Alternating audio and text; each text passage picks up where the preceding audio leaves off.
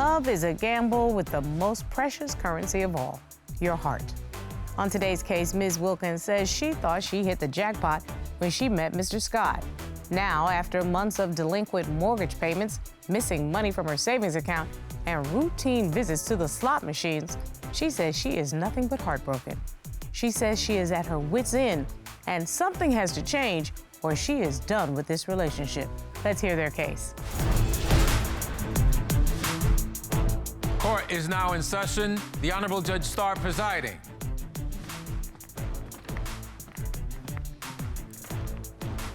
Your Honor, this is the case of Wilkins versus Scott. Thank you very much, Ms. Wilkins and Mr. Scott. Ms. Wilkins, you are here, you say, to end your relationship. You say your boyfriend is unappreciative, manipulative, and financially irresponsible. You want Mr. Scott to move out of your home. Yes, Your Honor. And Mr. Scott, you are here in court, you say, to save your relationship. You say your girlfriend is overreacting, and you think your problems are all fixable. Yes, Your Honor. So let's see if they are indeed fixable. You all are a young couple from Georgia, and it looks that you all have been together for 3 years. You do live together, but you don't have children. So we're now at a crossroads in your relationship to see if it's going any further, basically, Ms. Wilkins, correct? Yes, Your Honor. So, Ms. Wilkins, tell me why we're in divorce court. I'm here to end my relationship with my boyfriend, Andrew. When we first started dating, I thought he was my forever person. Turns out that he's financially irresponsible. He's not appreciative. He's got a gambling problem. And I want to end this relationship, and I want to keep the house. Oh, so there are some stakes involved here. So I'll come to you, Mr. Scott. You heard what your girlfriend said. What do you say? Your Honor, I'm here to keep a relationship with Allie here. It's somebody who I love and I want to start a family with. I have made mistakes. I'm willing to fix them, and hopefully at the end of this, we'll be walking out hand in hand. So we'll see if that's going to work, Mr. Scott. Ms. Wilkins, take me back to when you all met and how we got to divorce court, because you end up saying he's unappreciative of everything that's going on. Go ahead. Yeah, so we met in the beginning of 2020 through a mutual friend, and we were together a lot, but he was always asking me on dates, and I just kept saying no. He tried like 10 times, and finally I was like, okay, yeah, sure. So we went and we went axe throwing. It was a great time. He swept me on my feet. It was fun. I loved how much he made me laugh. I felt like he was super charming. And so, yeah, we started dating shortly after that, and then we moved in after 6 months of dating. And then we saved our money to buy a house in August 2022, and that's where everything took a turn. So let me turn over to you, Mr. Scott. Everything was good in the beginning, huh? Yes, ma'am. And were you looking at Ms. Wilkins as somebody that you could build a life with? I was looking at her in that way. Whenever we first met, she's someone who really caught my eye. I was very intrigued by her, her and her personality. And it did take more than one time of me trying, to have drinks with her or take her out on a date just to get her to know her better. And, the 9th time, she finally accepted, and we basically went on from there. We fell in love very quickly, moved in very quickly, and it's been on from there. And so you all moved in together. Did you get just a regular rental apartment when you first moved in? Yes, Your Honor. And then you all decided that this was going okay. You were looking at something long-term. And you said you decided to buy a house together? Yes, Your Honor. We had both always wanted to buy a house. I mean, that's always been a goal where I live, and it just made sense to do it together. We're already living together, and he needed me to actually co-sign on the house with him. You said you decided to buy a house together. Who put down the down payment? Who got the loan? Help me to understand the dynamics of the purchase of the house. He actually put down the down payment. He had more savings than I did at the time and a little bit of help from his family. So he put down the down payment, but his credit wasn't good enough and his salary, income wasn't good enough. He needed me to co-sign and use my salary to kind of help us get a good loan. So he bought the house, but I had to co-sign with it. And Mrs. Scott, whose name is on the house? My name is on the house, Your Honor. So we didn't buy the house. He bought the house, Miss Wilkins. Correct, but he couldn't have done it without me, so. And at the time, that might have been true, but why isn't your name on the deed to the house? I guess I saw it long term. I didn't think that, it would become a problem later on the road. And so since he put down the down payment, it made more sense for his name to be on it. And since I wasn't contributing to the down payment, that's, I guess, why we put his name on. Okay, so then I will turn to you again and ask, why would you co-sign for something that you don't have a financial stake in? You have an obligation now as it relates to the house, but you don't have a financial stake in the house. You are not his wife. Your name is not on the deed. I mean, I trusted him. I mean, I guess I didn't really see any issue. I thought I was gonna marry him, thought we were gonna have kids, have a family. I mean, as soon as we moved in, all those things kind of went out the window. That's because, Ms. Wilkins, you performed a wifely duty with girlfriend benefits. Yes, Your Honor. That is what you ended up doing. So let's get into this unappreciative, because Ms. Wilkins, you say you helped him co-sign for the house. He needed your help in that regard, but how else is he unappreciative? Something that we've talked a lot about actually is trying to find him a full-time job. And right now he just works part-time in construction. So we've been trying to find a full-time job in the field that he went to school for. And I helped him with his resume. We've met, we've gone through all these different things. We've kind of bulked it up. We found jobs that he would like, that fit in the resume. And I applied to them for him because we had decided on that. Well, the other day, when we were at home, I overheard him on the phone. A job had called back for him and it said, Mr. Scott, we've looked at your resume. Yeah, we think you'd be a great fit. And I didn't apply to this. I don't know if I want. I'm sure I'll have to call you back. I didn't apply to this. So he's working against me. He doesn't feel like. He's not being appreciative. It doesn't feel like he wants to enhance his career and move forward. He's kind of just stuck. I hear exactly what you're saying on that front, Ms. Wilkins. Mrs. Scott, are you trying to advance your career? Your Honor, I am trying to advance my career. I work for my family's construction business and have for quite some time now, so I know a lot of traded labor. And while I'm at work, she's at home tweaking my resume, signing me up, saying I know how to do, technological skills. And you're a gentleman that works with his hands and you have trade experience, is that correct? Yes, Your Honor. That's a very honorable profession. And the fact that your family has their own construction company means if you work hard within that, you will in some day share in the results of that business. Am I correct? Yes, Your Honor. Is it your parents that have the construction company? Yes, Your Honor. Okay, so you are being groomed to take over the construction company. Yes, ma'am. When I moved in with him and we moved in together so soon, my family cut their ties with me because they thought that he was using me. It wasn't a good situation, and I'm starting to think that that's exactly what's happening. I paid for the down payment. I just needed her signature on it. So you paid for the down payment, and you, in fact, did use her for her good credit so you could get access to this house. Ooh, I hate an I told you so moment.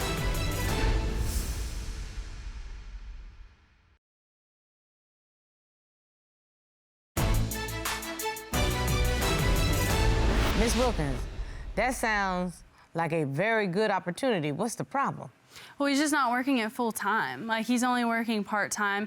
He's not making ends meet. I feel like I'm working overtime to help our financial issues. I see. So we decided, buying this house, there's things you gotta fix, different maintenance things. So we decided that we were only gonna save about $50 a week, which is not crazy, but I was really proud of him because we were doing that. Right, that's very doable and very admirable. So you all were putting a community pot together for long-term planning. Yes, Your Honor. Very smart. And so we ended up saving about $2,400. Excellent. Yeah, and it was great. And so then I looked just a little bit after that, I'm just looking at our account, and I see that $1,200 had been taken out. Well, he inherited some land, and he wants to build some rental properties on it, which in the long term, it's a great idea. But right now, the price of building all of those things, his family business, they don't have time to mess with that. So he's having to hire other people, other help, for this dream that he has. So he had taken out the $1,200 to make a deposit on that. Well, that really frustrates me because he didn't ask me, we didn't talk about that. That's not in our plan that we have right now. Our own house needs help. Mrs. Scott, tell me why you took that money. Well, as she just stated previously, we both were throwing into one savings account. So $1,200 is half of $2,400. 100%. So that $1,200 is my money. The other $1,200 that's left in there is hers. I'm trying to take $1,200 of our money and turn it into $12,000 with these rental properties. So was she supposed to then take the $1,200 that she put in to pay for things that the two of you would enjoy? Because as I understand it, it was supposed to be community. So that if the house that you both were working towards needed something, it could come from that community pot and it would be a shared obligation.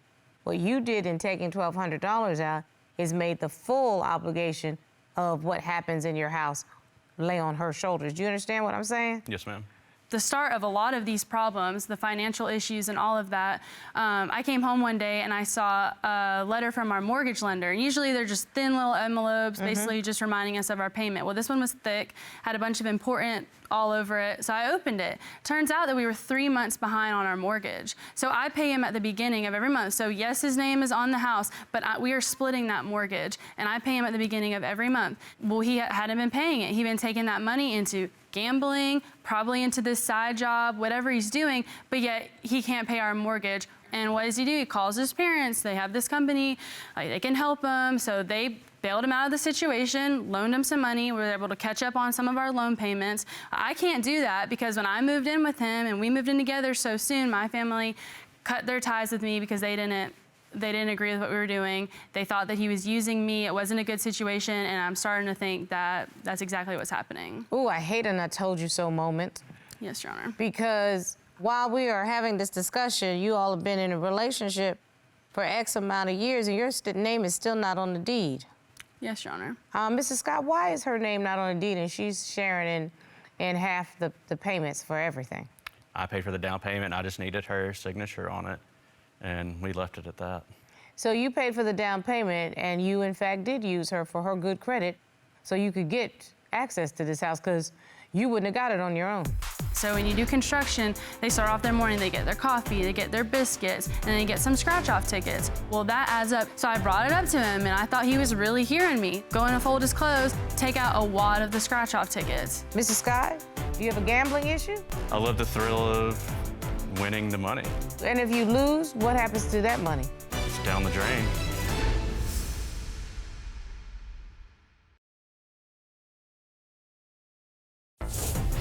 If you'd like your case to be heard on divorce court, call us toll-free at 1-877-311-2222 or log on to our website at divorcecourt.com.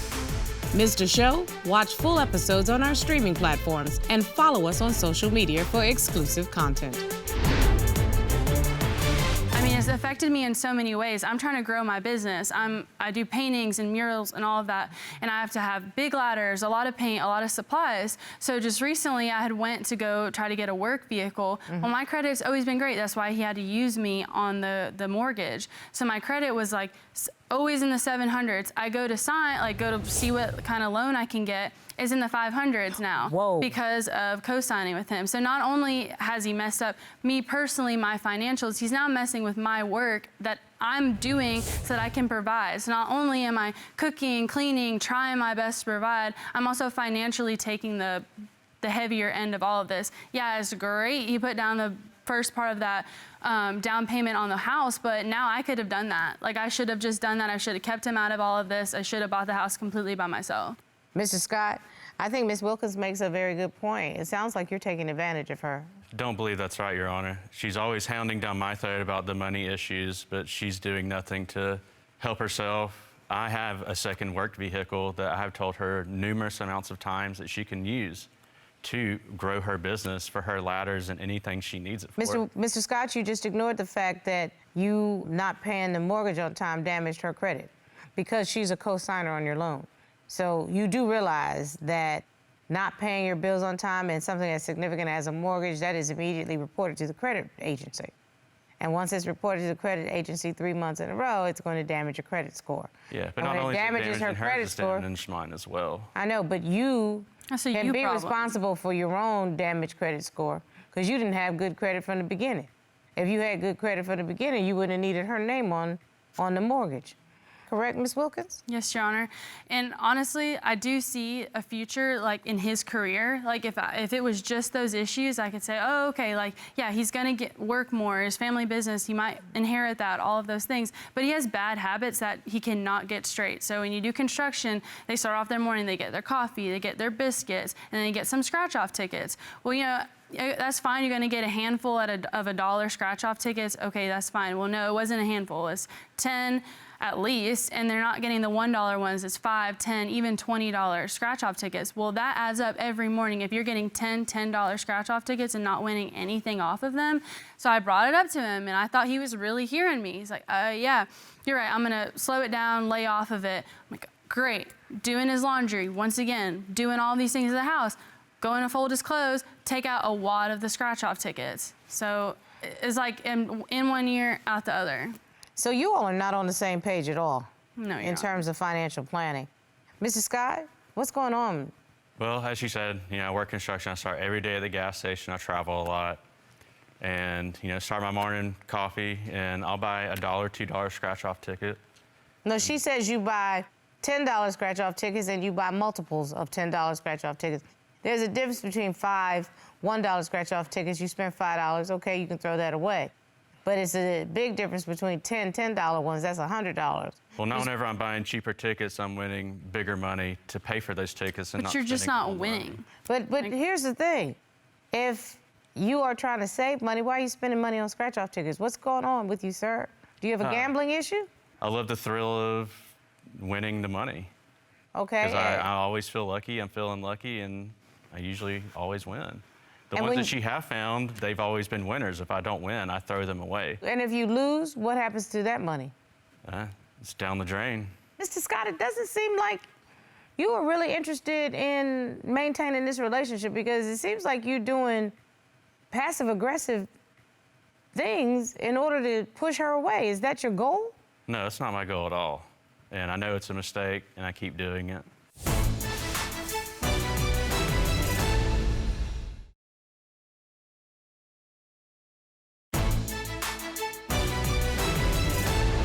Ms. Wilkins, I understand there was a final straw in your mindset.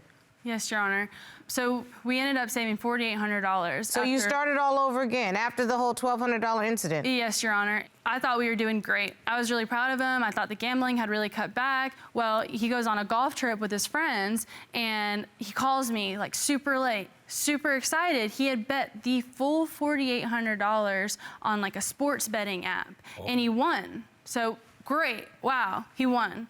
But I could not believe that he put all of that in without even talking to me. What if he didn't win? That's my money too. That is our future, everything. I can't live like this. I just don't ever want to think about if he goes on a trip, oh, he's gambling. I don't need to babysit him. He's not my child. That's my boyfriend. I thought he was going to be my husband. I thought I was going to have kids with him, have a family. It's just too risky, and I want out.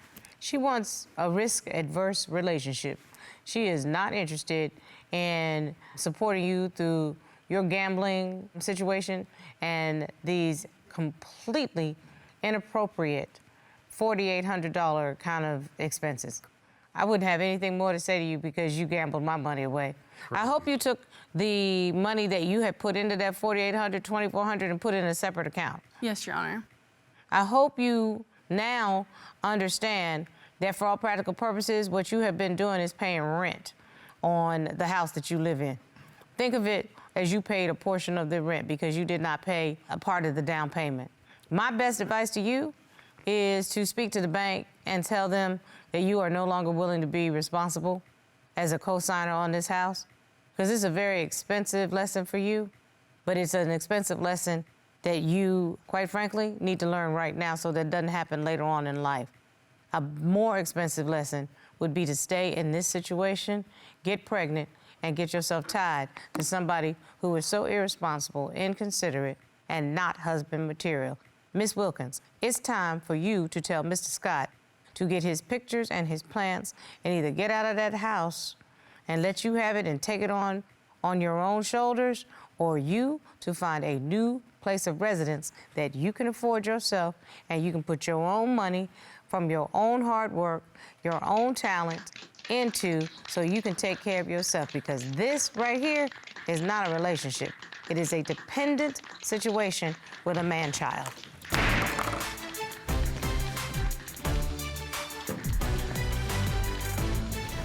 judge was right. You're going to get your stuff and you're going to get out. A man-child. What in the world makes these women think that they can fix a whole human being who is clearly broken? If your parents aren't going to co-sign for your son, Right? having a nice business and having money, Even his parents knew. Yeah. Let me stay out of that mess. Hello?